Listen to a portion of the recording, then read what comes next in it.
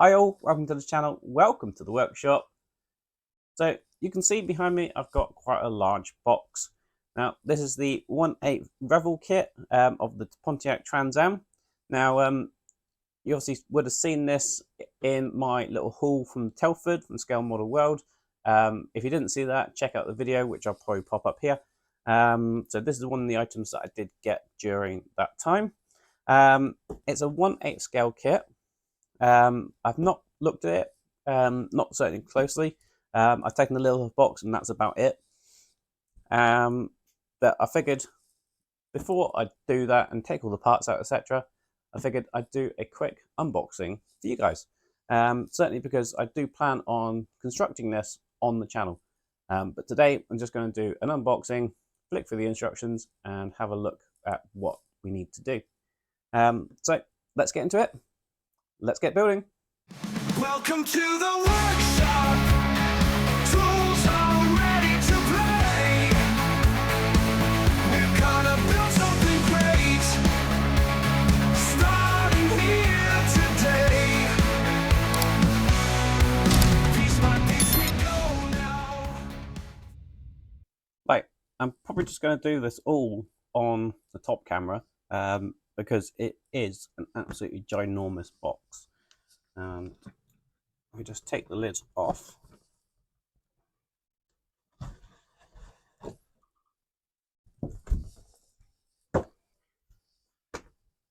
Right, so this is what we have in the box. We have the instructions, nice front and center for us, that you can have a flick through. Now, obviously, that's black on there, and the box is black and everything like that.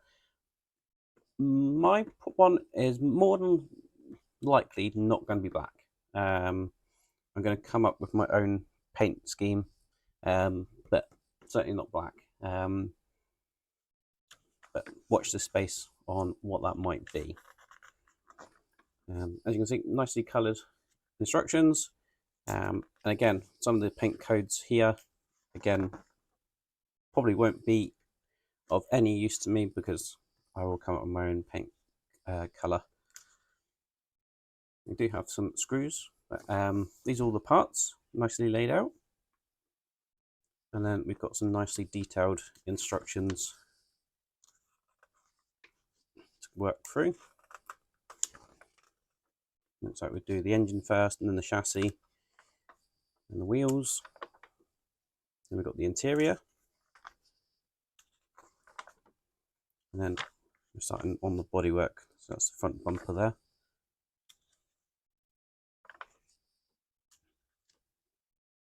Now it does have Bandit, Kill Bill, IT stock car, Hunter. So there are various options, obviously, for this vehicle to do various types of iterations. But yeah, I'm still considering doing my own thing. And then this is where we pair the vehicle together. We've also got 3 screws to screw that together. And then we can continue on some more of the details.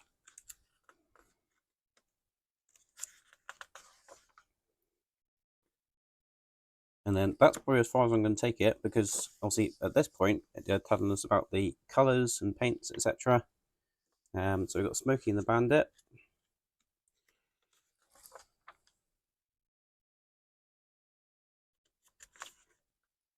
We've got Kill Bill.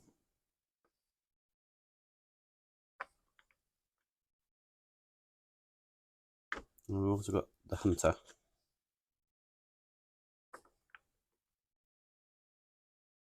And then we've got stock car.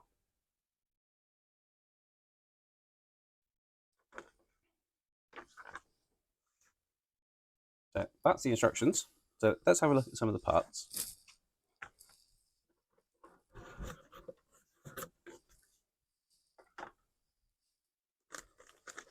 Now, I probably will just leave the sprues in the plastic bags for now. So here is the engine. It looks like that's chassis rail, possibly the upper supports. Got a few more engine details, components there. Got a fan, top air filter it looks like. Looks like we've got the grills, possibly for the front there. Drive shaft, or axle I should say, rear axle I guess. That's that one. We have the windows. Also got the rear light lenses and the front light lenses, so it's all the clear parts in there.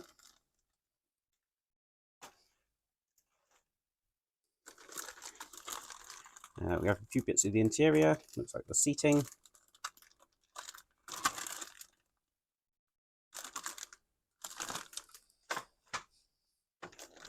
We have some chrome parts. Got a bit of the dashboard there. Looks like the light buckets potentially. Now potentially what I might do, I might even put some lights in this that will light up. We have the front and rear bumpers, and we have the bonnet. It looks like we've also got the air scoop there, or air filter top. That will cover that bit. We have some more chrome parts, so we've got the exhausts and the wheels, and I'm assuming more light buckets. It's probably for the rear.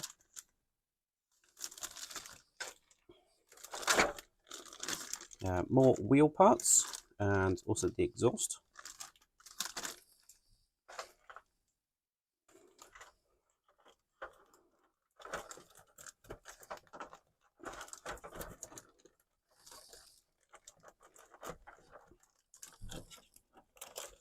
The tyres are jammed in there nicely. Probably need to put those in some hot water or something to try and get those to form correctly. But nice rubber tyres. And we'll then also have the really large pieces.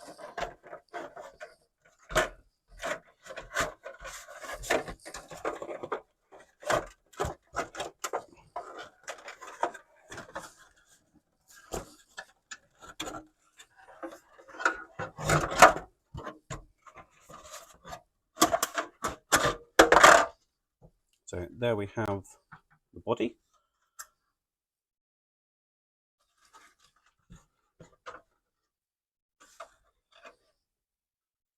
Certainly a lot lighter than the die-cast bodies that I'm used to handling. Got some nice little bit of detail within the engine bay here.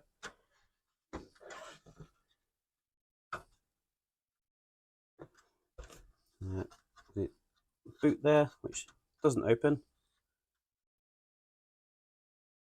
But assuming that we might be able to at least make the doors open, possibly. Might check that out when it comes to doing it, because I think that would be a good thing if we can actually get the doors to open. Not going to be the end of the world if we can't. Got a little bit of a mould line there, which hopefully should be able to get rid of. And obviously we'll have the tops for that bit. And then we've got a bit of the interior. So we've got the interior door cards there. So it might be a little bit more difficult to start removing this and cutting that and putting it in the doors, etc. So it might be easier just to leave the doors shut. But the good thing is, obviously, with this one, we do have the nice large open space. So if we do a bit more detail on the interior, at least you'll be able to still see it. So that's just the interior section. And then we have the chassis. Again, nicely molded. It's got a few details there, including the chassis rails. Pretty good. And then the only thing sort of left in the box, we have another little bit of paperwork. Just some warnings probably.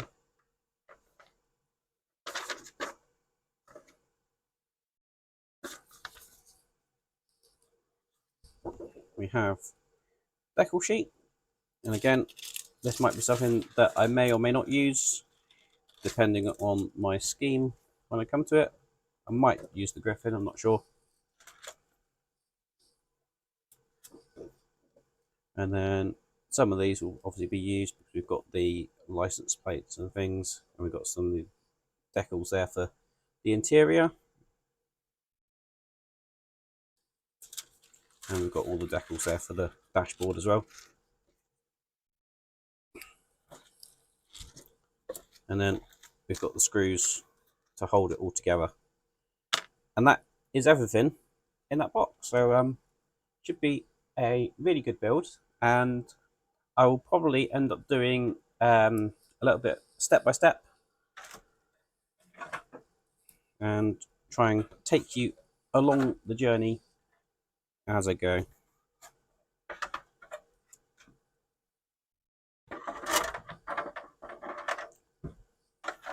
It'll certainly be interesting how this all goes together, as you can clearly see that obviously with this being so narrow, that doesn't just slot in. So you have to stretch that out a little bit. Now, that might be interesting when it comes to painting, etc. Because obviously you want to be careful when you do that if you've already got it painted, because you might end up cracking the paint.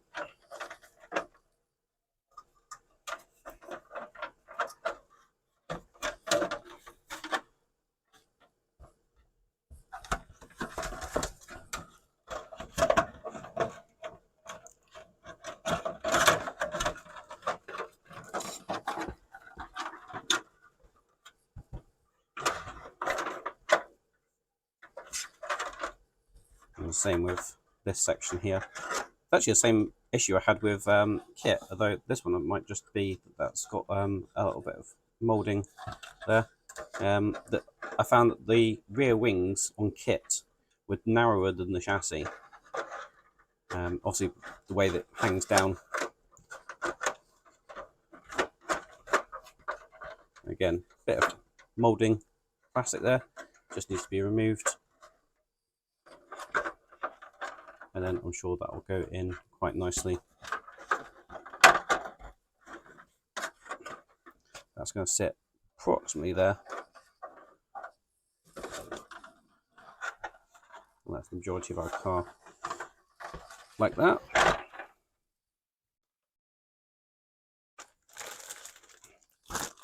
And try and put all these bits back in. They probably won't all fit, but hopefully those tyres will conform back to being round eventually.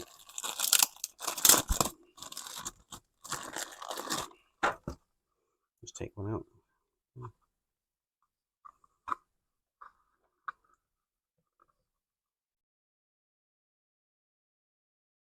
Depending on how the wheels are, which doesn't look like they fill these up, I might just try and put some foam or something in there just to try and bulk it out a little bit.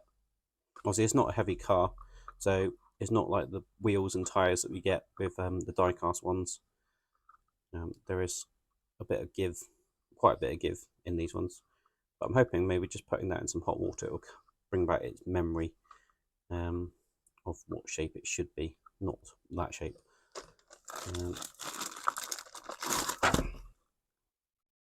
The others aren't too bad.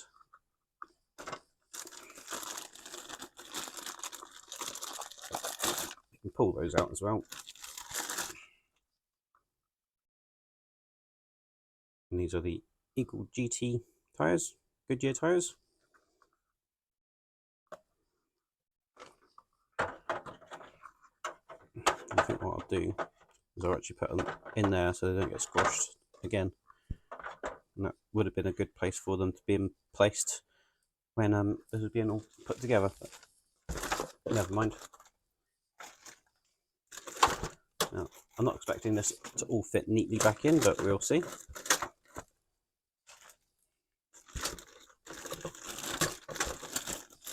There was probably a precise order for this to all go back in, but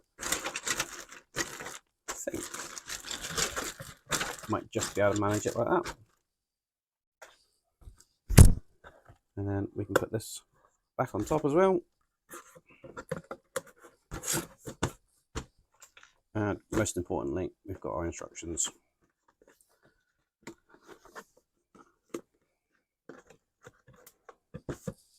Right, I decided I'd pull it out of the box again for this final little outro, just to show obviously the scale and the size of this. Obviously, if you've done any 1/8 scale vehicles, then yeah, it's no surprise. But obviously, with it all being plastic, it's really nice and light compared to the other vehicles that I've been working on. Now, as I said, I'm not doing this in black. I've already got a black Trans Am. Obviously, that is kit, but I know this is a different model, but or different year, but I didn't want another one, so this won't be black. I'm still not going to reveal what color it is. I haven't 100% decided yet. I've certainly got an idea. However, if you've got any ideas, leave them in the comments below.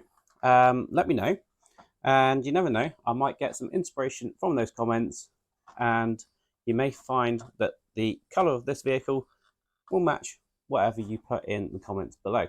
So yeah, do let me know on that. Obviously, if you want to see that, please do hit the subscribe button and ding the bell for notifications. That way you will be notified when I release new videos, including this one. That is absolutely 100% free. However, there is also a join button.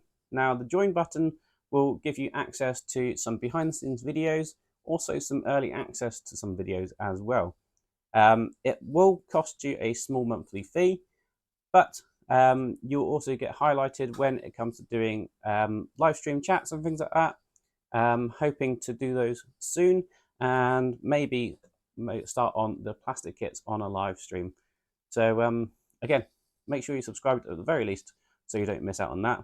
And again, if you want to help the channel out, hit the join button and start looking at some of the behind the scenes videos, and you'll also get early access to some as well. Until the next time, I'll see you around. Cheers.